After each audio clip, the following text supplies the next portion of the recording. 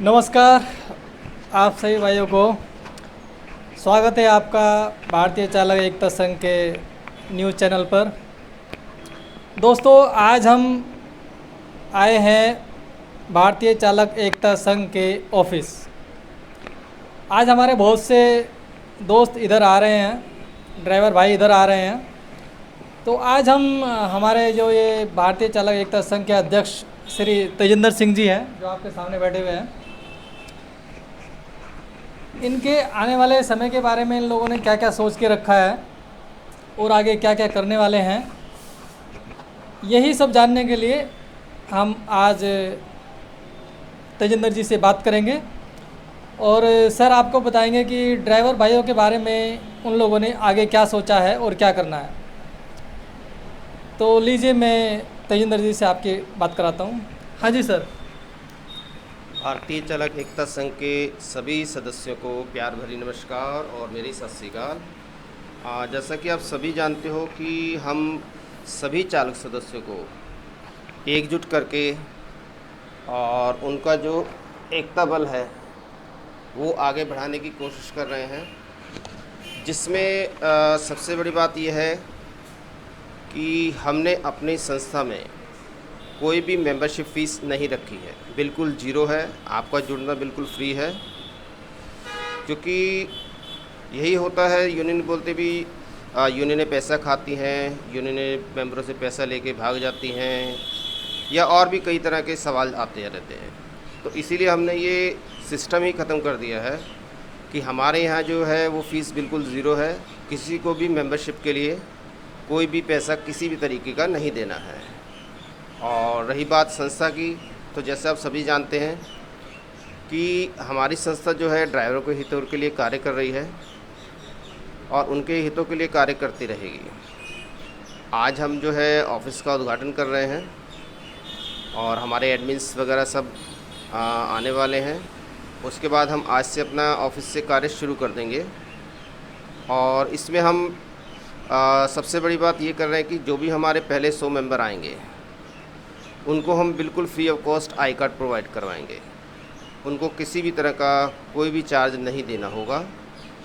उसके बाद जो भी सदस्य आएंगे, जो भी उनका नॉमिनल चार्ज होगा आई कार्ड बनाने का, जो भी कॉस्ट निकल के आएगी 50 से 100 रुपये के बीच में, 60 रुपये आए 70 रुपये आए, वो बाद में देनी पड़ेगी। क्योंकि हमने मेंबरशिप फ्री की है, लेकिन आई कार्ड का खर्चा आता है, तो इसीलिए हमने पहले 100 मेंबर को फ्री कर दिया है। और उसके बाद जो भी आएगा वो आप खुद लोग बेयर करेंगे। अच्छा सर, जैसे कि जो भी ड्राइवर भाई होता है वो सबसे पहले चाहता है कि हमें काम मिलेगा नहीं मिलेगा, यही सोचकर वो संस्था से जुड़ता है। और जैसे कि सभी ड्राइवर भाई आज के टाइम पर ओला और उबर से बहुत ज़्यादा परेशान हैं। और ओला उबर के ऑपोजिशन में अभी बहुत सारी कैब्स आई और चली गई। और हमने बीच में सुना था कि आपने भी एक हिंद कैब के नाम पर रजिस्ट्रेशन कराया हुआ है, तो आप भी कैब लाना चाहेंगे या फिर जैसे कंपनियों से कॉन्ट्रैक्ट वगैरह ले लेते हैं, वहाँ पर ड्राइवर भाइयों की कैब लगवाएंगे, तो आगे का आपका क्या विचार है? देखिए, ओला उबर जो है आप जानते हैं पुराने हैं और काफ़ी बड़े लेवल पे हैं। तो अगर आपको किसी लकीर को छोटा करना है तो आपको उससे बड़ी लकीर खींचनी पड़ती है।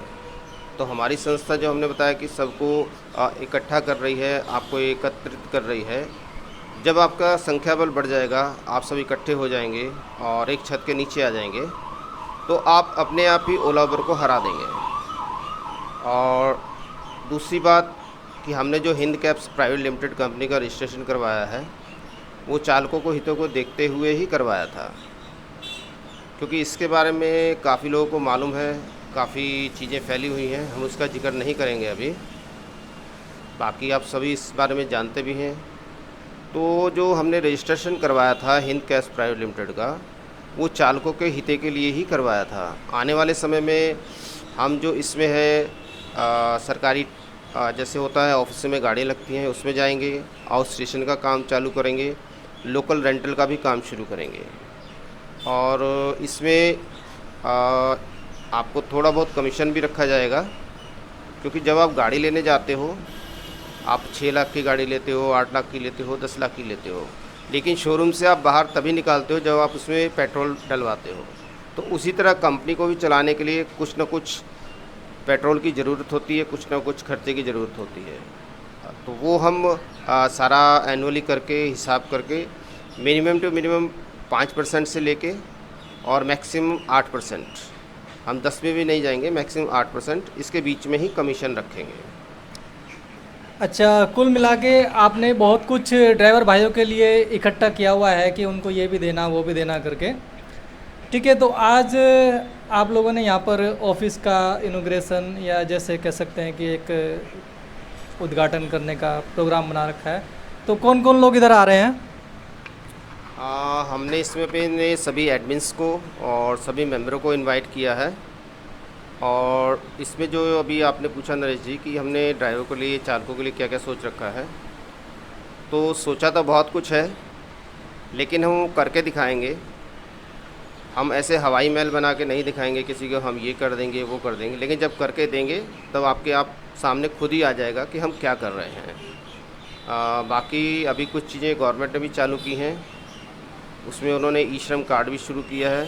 हम कोशिश करेंगे कि आने वाले टाइम में हम अपने मेंबरों को यहाँ से ई श्रम जो कार्ड है वो फ्री ऑफ कॉस्ट अप्लाई करवा सकें, ताकि उनको एक गवर्नमेंट की आईडी मिल जाए। क्योंकि अभी तक जो ड्राइवर थे वो कहीं भी किसी भी संगठन में या किसी भी हम कहें कि पोजीशन में नहीं आते हैं।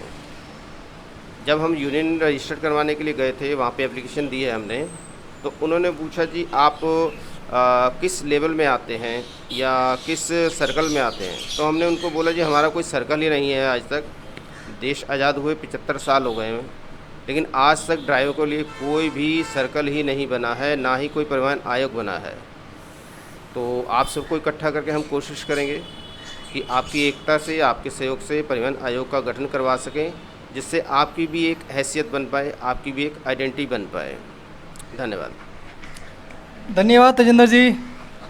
तो मैं सभी ड्राइवर भाइयों को कहना चाहूँगा कि सर ने आपके लिए बहुत कुछ सोच के रखा हुआ है।